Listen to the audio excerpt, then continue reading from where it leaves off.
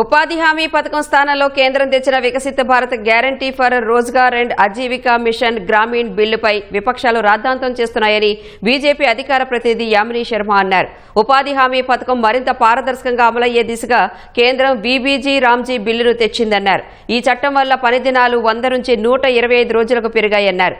పని కల్పించలేకపోతే నిరుద్యోగ భృతి వచ్చేలా చట్టంలో పొందుపరిచారన్నారు. తల్లి కాంగ్రెస్ పిల్ల కాంగ్రెస్ అభివృద్ధి చేయడం చేతకాక ప్రభుత్వంపై బురద జల్లుతున్నాయని మండిపడ్డారు. ఈ చట్టం ద్వారా గ్రామాలకి మరిన్ని నిధులు వస్తాయి, మరింత ఉపాధి లభిస్తుంది.